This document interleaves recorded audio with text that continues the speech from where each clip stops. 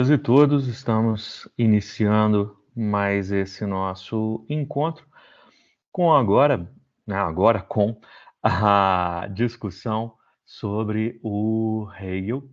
E com Hegel, a nossa intenção é observar um desenvolvimento prático daquela estrutura dialética que estávamos observando nos nossos últimos encontros, a partir do Kant, pensando que ali em Kant temos uma necessidade de fazer uma reforma do pensamento e não apenas uma revolução, partindo para o Schelling para dizer essa reforma exige que o método seja pensado como indispensável, mas que tudo aquilo que for aplicado em nome dele é questionável, chegando ao Fichte com essa descrição pormenorizada do método, quebrando em etapas o que é o princípio lógico, o princípio de oposição e o princípio de razão, quando o eu volta para si próprio.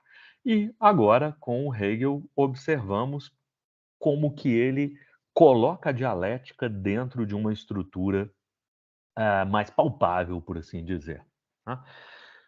E aí vamos já entrar em um trecho do próprio Hegel.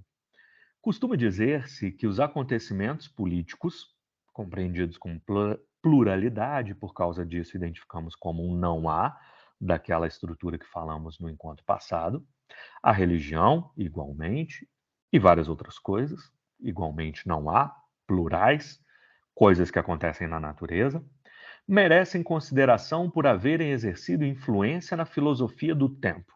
A filosofia, em si, seria o a tese original, aquilo que é a priori, a qual, por seu turno, influi naqueles. Somente na antítese essa influência é possível, porque nela a é diferente de não há. Tudo aqui que está entre parênteses são inserções nossas dentro do texto do Hegel, que fique bem claro, né? Muita gente, e aí identificamos com os dogmáticos ao estilo do que o Schelling criticava, contenta-se com o rótulo de grande influência, ou seja, para na antítese, só observa a existência dessa multiplicidade de questões políticas, religiosas, etc. E é o bastante para estabelecer entre essas duas ordens uma relação exterior, enquanto admitem que, por si mesmas, uma é independente da outra, ou seja, o A é diferente do não há. Nós, e aí quando Hegel se nomeia, ele está se nomeando como partífice, parte do criticismo do Kant. Nós, porém, rejeitamos tal concepção para nós. Rejeitamos tal concepção, desculpem. Para nós, a relação não se origina, não é a posteriori, não vem da experiência, na influência nem no efeito de uma categoria sobre a outra categoria. A verdadeira categoria é a unidade de todas estas formas diversas. A é igual a um não há. Tudo isso que se desenvolve como um acontecimento político-religioso, na verdade, é um desdobramento do A original e não algo que seja completamente novo, completamente fora da perspectiva deste A originário. De sorte que o único é o espírito que se imprime e manifesta a si próprio nos diversos momentos. O que representaria uma síntese a priori, Hegel aqui começa a descrever mais próximo daquilo que dissemos ao fim do nosso encontro passado, como um Deus. Aqui ele apresenta como um espírito que está por trás de todo esse desenvolvimento histórico. Todos esses desdobramentos plurais, na verdade, são fundamentados em uma mesma base, em uma mesma estrutura. Importa que as paixões se encontrem amortecidas. É um dogmatismo se prende a essas paixões, né? E que a consciência tenha progredido ao ponto de poder pensar o universal. O criticismo é o que busca o universal, enquanto o dogmatismo está preso a esses nossos desejos, a essas nossas coisas pequenas, a nossa própria pequeneza, a nossa própria vontade de ser alguma coisa, o criticismo busca essa universalidade. Deste ponto de vista, a filosofia é, sem dúvida, supérflua. Não diz respeito a este mundo aqui. Se as pessoas estiverem preocupadas com estas coisas pequenas, para elas a filosofia nada importa. Mas a dificuldade está em saber o que é o necessário e o supérfluo. Do ponto de vista do espírito, a filosofia é o que há de mais indispensável. Enquanto estivermos presos às questões do pluralismo pura e simplesmente colocado, filosofia não serve para nada. Mas se pensarmos como algo superior, como este algo que está para ser o grande guia desde o início até chegar a um fim novamente, então a filosofia fará sentido. Nesse sentido, então, o Hegel está dizendo de uma dialética do espírito, o que fundamenta a posição que chamamos de idealismo dentro da filosofia. Que a filosofia, como pensamento e compreensão do espírito de um tempo particular, tal qual o criticismo propõe, seja a priori, é essencialmente um resultado, ou seja, uma síntese a priori, visto que o pensamento, o há, aquilo que pensa, é um produto não menos que a vida, o não há, a natureza. E a atividade de se produzir a si próprio. Aí é a síntese. O pensamento produz a si mesmo, estando em confronto com a vida. A síntese A igual a não há significa que o espírito da identidade original produz a si mesmo ao gerar seu oposto. A vida na antítese e torna-se algo novo na síntese de espírito e vida. Produzir é também destruir. Há se produz e se destrói na síntese ao não há. E destrói o não há na produção da síntese. Aquilo que surge após a síntese de há com não há já não é exatamente igual àquele há original, por mais que seja uma unidade de novo. Não é a construção de uma mesma coisa. Esta coisa a ser produzida é sempre nova, é sempre diferente. E por isso tem diferenças entre a forma com que a religião vê o mundo, mais direcionada a esse a priori, a forma com que a ciência vê o mundo, mais direcionada ao a posteriori, e a forma como a filosofia, de acordo com Hegel, veria o mundo, relacionando e sintetizando o a priori com o a posteriori. Não fica apenas em um dos pontos, mas junta as duas coisas. A filosofia não quer produzir pura e simplesmente a salvação do sujeito como a religião, nem pura e simplesmente a compreensão da natureza como a ciência, mas ela compreende que a construção do sujeito se dá a partir de algo primordial e a priori, como a religião compreende que exista, mas também no confronto, no conflito direto com aquilo que é natureza, com aquilo que é não há, como a ciência propõe. E nesse sentido, então, temos um choque entre espírito e natureza.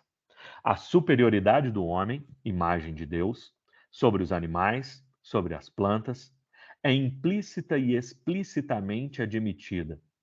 Mas quando se trata de investigar onde é que o elemento divino deve ser descoberto e entrevisto, descura-se precisamente aquilo que constitui a superioridade do homem, atenta-se apenas nas coisas inferiores.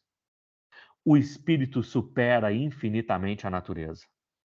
Nele, muito mais do que na natureza, se manifesta a vontade divina. O homem é originalmente espírito, mas é um espírito que se contrapõe a uma natureza. E o homem só se forma completamente neste confronto. Contudo, de acordo com Hegel, o espiritual é amplamente superior ao material. O espírito é maior do que a natureza. Daí vem uma síntese, e a síntese, como já estava proposto no Fichte, é o pensamento que pensa a si mesmo. É o espírito usando a natureza para se compreender melhor. Para as ciências finitas, o manancial é a natureza, para a religião, o espírito.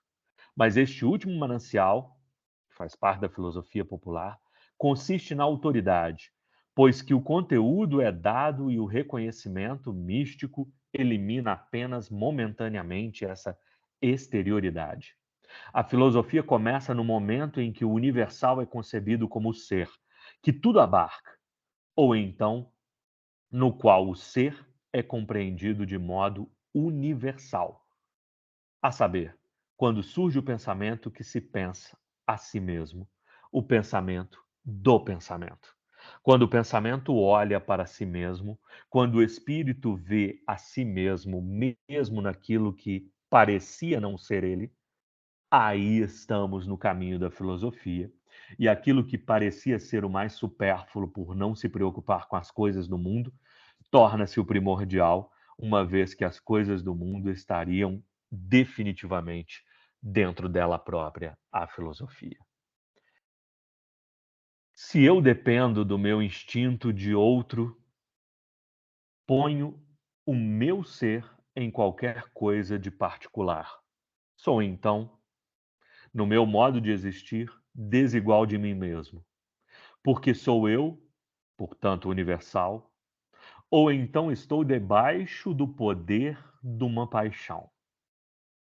Isto é arbítrio, ou liberdade formal que tem um instinto como conteúdo. O escopo da vontade verdadeira, o bem, o justo, no qual sou livre, sou universal, ao passo que os outros também, eles são livres, também são eu, iguais a mim, pelo que nasce uma relação entre livres e, por isso, leis essenciais, normas da vontade universal, constituição jurídica. Esta liberdade topamo-la no povo grego. Por isso, a filosofia começa nele. A liberdade de ser eu induz, conduz, obriga-nos a fazer uma sociedade que reconheça como livres, mas que ao mesmo tempo reconheça como interdependentes. Em meio a este eu livre, eu me coloco diante do outro, produzindo constituições, produzindo organização, produzindo um mundo que não despreza a pluralidade, mas que olha para esta pluralidade pensando na unidade primordial que deve existir. Com isso, nós concluímos esta segunda unidade. Espero eu tendo uma ideia geral do que é a dialética, para poder compreender os desdobramentos dessa dialética em meio a uma filosofia moderna e contemporânea. Estamos sempre abertos às dúvidas, lembrando que é o início sempre de um diálogo. Espero motivar esses pensamentos. Um grande abraço e até a próxima.